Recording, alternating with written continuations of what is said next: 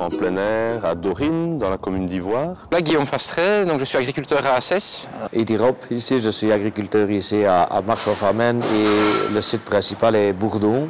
Moi j'ai toujours été interloqué par le système de commerce dans l'agriculture. C'est le seul domaine où c'est l'acheteur qui fait le prix. Et donc voilà, moi j'ai quitté un emploi stable pour me lancer dans l'agriculture. Ce n'est pas pour perdre mes culottes et donc j'estime que j'ai droit à un revenu décent. Je tiens à ce que mon travail et la qualité de mon travail soient reconnus par mes clients. Et donc je n'ai pas voulu continuer dans un système où j'avais absolument rien à dire sur les prix et où mon revenu dépendait complètement du bon vouloir de quelques personnes. Il y a 8 ans d'ici, j'ai complètement changé mon fusil d'épaule et je travaille maintenant uniquement avec des petites boucheries. On se considère comme partenaire parce que ici on a réussi à mettre en place un prix qui est rémunérateur et qui varie en fonction de mes coûts de production. Donc je sais que je ne perdrai jamais d'argent. Le prix de 20-24 cents ici depuis 3 ans presque maintenant, il commence à augmenter, mais je veux dire, si on était certain que ça va se maintenir à 30-35 cents, je dis, on pourrait peut-être envisager de refaire un bâtiment. Mon fils qui veut traire, ben, il envisage de faire une salle de traite, mais bon, à quelle sauce est-ce qu'on va être conduit, quoi, parce que on ne sait pas le prix qu'on aura, on ne nous garantit rien, quoi. Donc, je dis, moi, transformer, valoriser au maximum, ça c'est moi qui fais mon prix, comme je dis. C'est pas la laiterie qui vous dit on vous donne autant.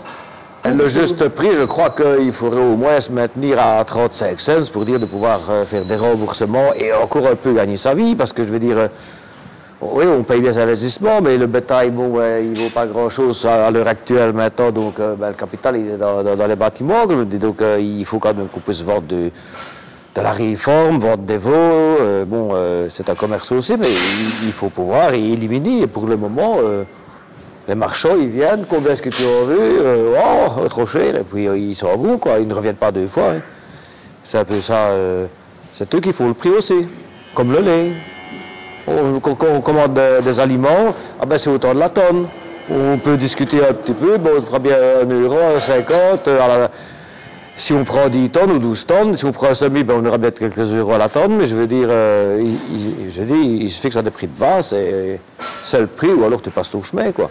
Mon fils devrait bien reprendre avec moi, si on demande un plan d'investissement en 8 ans, il faut prouver pendant 8 ans qu'on ait une rémunération nette dans la poche au moins de 15 000 € chacun, par unité de travail. Donc ça veut dire, pour notre ferme ici, il faudrait qu'on gagne 30 000 € en plus.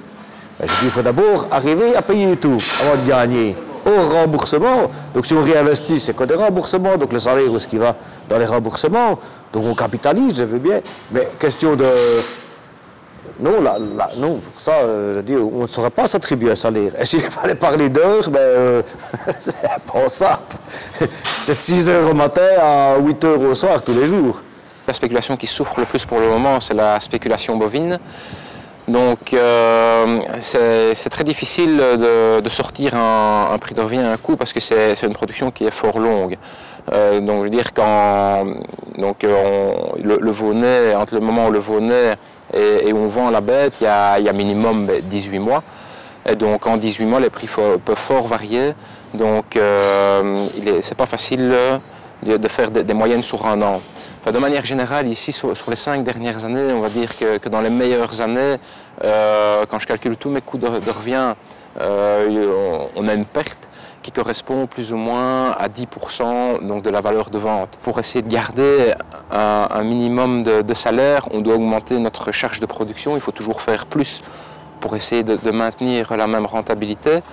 Donc ça, voilà. Et ce qui est fort compliqué, c'est qu'on a très peu de pouvoir pour modifier le prix de vente, malgré que quand on discute un petit peu avec les gens dans la rue, ils sont conscients de nos problèmes et ils ont envie que le prix de la viande, la valeur que eux donnent au magasin, soit répercutée aux producteurs. Mais alors on se rend compte qu'aujourd'hui, dans nos marchés, c'est très compliqué de bénéficier de cette volonté du consommateur.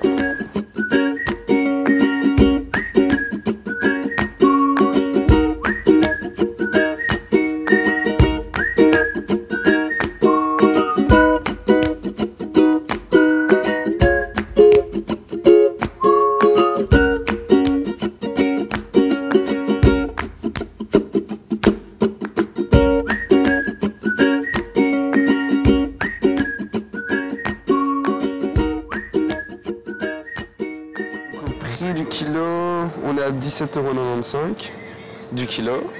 Maintenant, je ne sais pas vraiment les marges, les pourcentages de redistribution, mais j'imagine que, je sais pas moi, sur un 17 €, le producteur au moins 10 € ou 12 € du kilo qui lui revient pour lui. Ça va dépendre de la grosseur. Il est affiché à 85 centimes pièce. Ouais. Que pensez-vous de ce prix? On rentre dans l'hiver, donc forcément ça tend à être un peu plus cher. Sinon, en euros c'est rien, en francs belges c'est toujours la même chose. Et combien est-ce que pour ces 85 centimes que vous déboursez, pensez-vous que le producteur qui a cultivé cette salade touchera? J'en sais rien du tout. Il devrait au moins toucher la moitié. Au moins la moitié. Ouais. Et vous, est-ce que vous seriez d'accord d'acheter cette même salade à un prix qui rémunérerait de manière plus correcte justement le producteur? Oui, pourquoi pas. Il faut voir à quel prix il serait chez le producteur en direct ou alors dans le magasin, quoi. En principe, dans un grand magasin, ça devrait peut-être être moins cher que directement chez un petit producteur qui a plus de mal à vendre beaucoup de quantité, quoi. Mais c'est ça qu'il faut...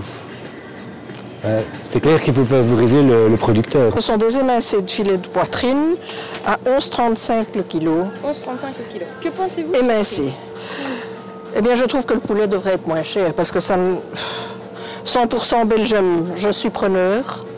Mais il faut quand même que je m'y retrouve quelque part. Et sur base de ce prix qui est donc quand même assez élevé au kilo, que pensez-vous du prix qui revient au producteur qui a élevé ce Mais prix? justement, c'est tout mon problème. C'est bien pour ça que je suis sympathisante du producteur et que j'achète souvent en belge. Quand on me l'indique. Combien? Quand on me l'indique. Combien? Mais il touche trop peu parce qu'il y a trop d'intermédiaires, j'en suis tout à fait consciente. C'est bien pour ça que... Pour vous, c'est important on achète... le petit drapeau belge? Évidemment, évidemment. On commence seulement à le connaître. La petite vache sur les bouteilles de lait, je commence seulement à la connaître depuis un mois ou deux. Je ne la connaissais pas. Donc, quelque part, il y a pas une meilleure promotion à faire. Madame, on a un sachet de 500 grammes de chicon pleine terre au prix affiché de 5,99 € et donc c'est 11,90 € du kilo. Que pensez-vous de ce prix, donc 11,90 € du kilo pour un C'est chicon? complètement exorbitant. Exorbitant. Ouais. C'est beaucoup trop cher.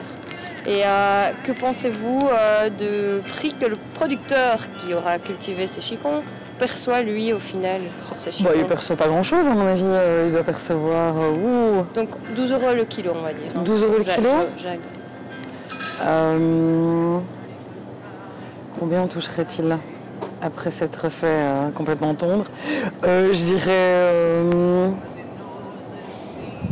allez, 3 € maximum.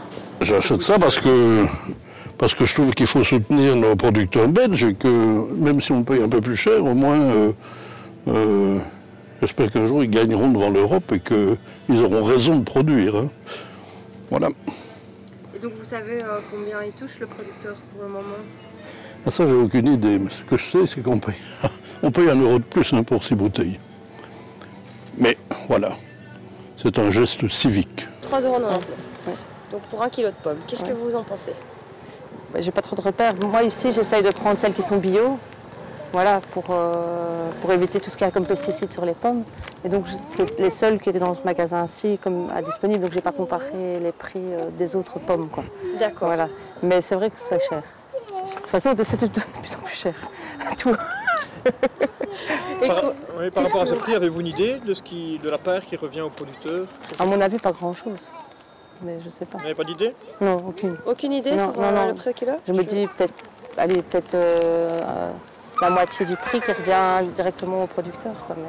Je n'ai pas d'avis, j'ai besoin de pommes, j'achète des pommes et peu importe le prix, quoi. D'accord. Et par rapport à ce montant de 2,45 € au kilo, combien est-ce que vous pensez que le producteur qui aura cultivé donc les pommes en amont, pensez-vous combien il va toucher? Sans doute pas des masses.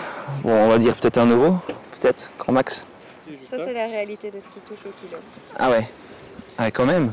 Et qui prend le reste alors du coup?